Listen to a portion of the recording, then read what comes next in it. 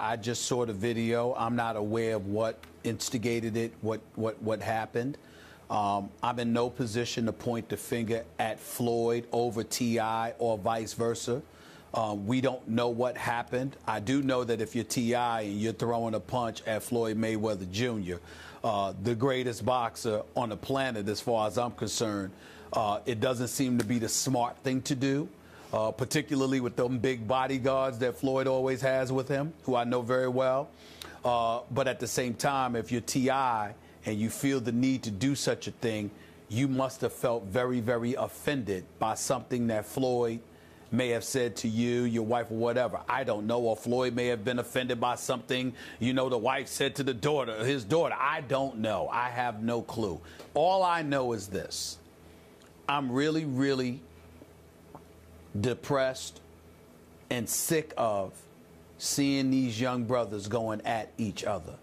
T.I. has overcome a lot in his life, and I would like to see him be happy and not find himself in any kind of legal situation that could come back to bite him. Floyd Mayweather, I think that, to me, he's a sensational boxer, and it's a tribute to cover him and watch him perform, because I'm a huge fan. And I wish that he wouldn't find himself in these situations. Just like Mike Epps, the comedian, and Kevin Hart, the comedian, going at each other on Twitter and stuff. I don't want to see that.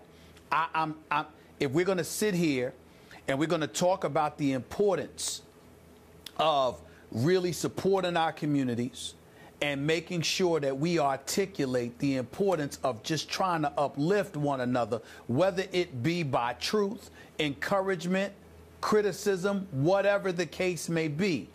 Let's be clear that the objective and the agenda is supposed to be about helping people better themselves.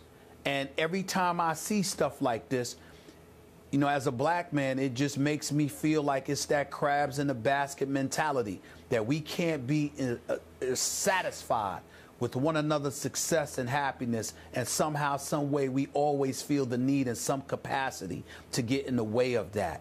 And that makes me depressed, because I can tell you right here, Skip, and you know this about me, I never root against anybody.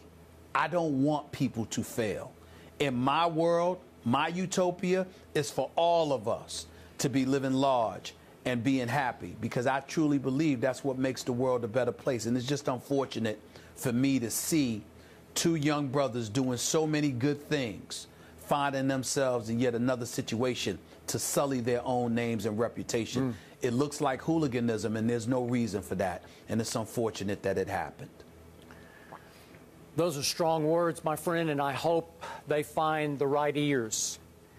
I'm with you. The first I heard of this story, my very first thought was, and I do know T.I. a little bit from him being here on the show, man, he must have been mad to take a swing at a man that Stephen A. Smith calls the greatest defensive fighter in the history of boxing, a man who has made hundreds of millions of dollars with his fists.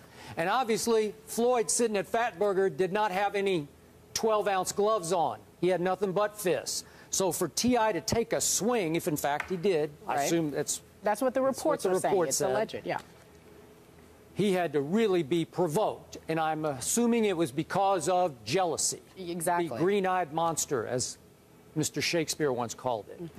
Stephen A., I've had several long talks here in Bristol with your friend T.I., and I now consider him an acquaintance. He's a deep dude. He's got a high intellect. He is extremely gifted as a musician and an actor. And then I look at his track record, I say, what possesses you?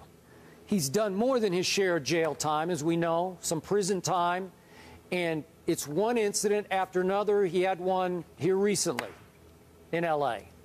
I won't get into the gory details, but it's always something for a guy you would think has been so successful that he would, quote unquote, be smarter than that, because this is a very smart man. So at times, I hope that some of this is staged. It's just to promote your aura, your mystique. But it didn't look staged to me, did it? No. And you know what? Stephen A., let me ask you this, and I know that we talked about this in the morning meeting, so I want to get your perspective. Nowadays, especially when these guys are angry with one another, they seem to take it to social media. So as of late, in fact, this morning, T.I.'s wife, Tiny, responded, and she essentially is trying to say that her husband was jealous. Her estranged husband is jealous, he shouldn't be, so on and so forth. What is the message when you think of both of these men that you know, because they both put out Instagram videos challenging one another, and whether it's jealousy, it's ego, it's a money issue, what's the message for them to really take away from all this? Because it seems so simple and yet so dumb at the same time. To be cool and to learn how to walk away. You know, one of the things that I will say about Floyd Mayweather Jr. compared to most is that he's he's relatively cool and to himself in public.